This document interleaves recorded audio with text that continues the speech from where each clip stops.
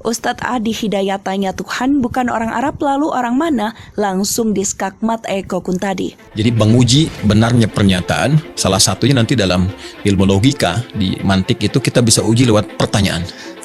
Tapi contoh begini misalnya, Anda tadi mengutip pernyataan, bukan Anda mengatakan ya. Anda mengutip pernyataan, ya, Tuhan itu bukan orang Arab. Itu pernyataan. Kita susul dengan pertanyaan, lantas orang mana? Bisa terjawab gak? Kan? Nah, kalau itu melahirkan kebingungan dan sulit mencari jawaban, maka ini menunjukkan bahwa pernyataan yang dibangun itu rapuh. Pertanyaan itu menurut saya mencerminkan kebodohan.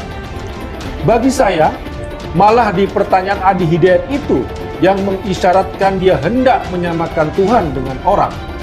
Kalau Tuhan disebut bukan orang Arab, berarti orang mana? Subhanallah amma yasifun. Padahal bagi orang Islam yang waras jiwanya dan sehat logikanya, tidak akan pernah terlintas di nalarnya atau terdetik di hatinya mau bertanya, Tuhan itu orang mana? Karena sudah pasti, sekali lagi bagi orang yang sehat pikirannya dan jiwanya, tidak akan pernah terdetik dan terpikir Tuhan sebagai orang, apalagi orang dari mana, karena dia memang bukan orang. Banyak orang yang memanfaatkan titel ulama dan haid untuk kepentingan pribadi. Kita harus jeli sebagai masyarakat yang ingin memilih panen. Belakangan ini publik dihebohkan polemik soal Tuhan bukan orang Arab. Kekinian pegiat media sosial memberikan jawaban soal pernyataan Ustadz Adi Hidayat. Hal tersebut ditanggapi Eko Kuntadi melalui akun Twitter pribadinya. Menurut Eko Kuntadi, pernyataan yang dilontarkan Ustadz Adi Hidayat dan atau UAH merupakan pernyataan yang salah. Bikin pertanyaan aja salah, kalau pertanyaannya salah, nggak akan ada jawabannya yang benar. Ujar Eko Kuntadi, mengutip terkini.id jaringan suara.com, Kamis 10 Februari 2022.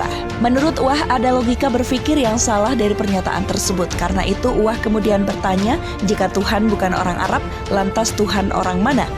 Sekarang kita baca dengan nalar dulu. Ini bisa kita uji dengan pertanyaan. Jadi menguji benarnya pertanyaan salah satunya dalam ilmu logika dengan pertanyaan, ujar UAH. Salah satu contohnya, Anda mengutip pernyataan Tuhan bukan orang Arab, lantas orang mana? Bisa terjawab nggak? Sambungnya. Menurutnya, jika pertanyaan tersebut tak bisa dijawab, berarti apa yang disampaikan Dudung dan Cakne sejatinya tidak benar. Kalau itu melahirkan kebingungan, maka pernyataan yang dibangun rapuh karena sifat akan itu mengejar sehingga bisa ditangkap dengan nalar, dianggap sebagai kewajaran dan dengan kewajaran itu ditransformasikan kepada jalan pikiran kita dan membimbing ekspresi tubuh kita untuk bersikap, tegasnya. Menegaskan karena dengan batu uji pertanyaan tersebut membuat pernyataan menjadi rapuh, maka pernyataan tersebut mengandung premis yang rapuh. Premis yang pertama dibangun itu keliru ketika digabungkan. Tuhan itu memang bukan orang. Tuhan itu harus lepas dari nilai keorangan. Kemungkinan memang tidak ada kaitannya dengan etnis, ungkapnya. Akan tetapi, Niam kembali mengingatkan bahwa untuk doa yang umum, umat muslim boleh menggunakan bahasa apapun yang memang dikuasainya. Kalau doa secara umum, kita mohon ke Allah, kita bisa pakai bahasa Indonesia, Jawa, Sunda, Arab. Tak semua doa gunakan bahasa Arab itu juga dari Nabi. Kan gak semua.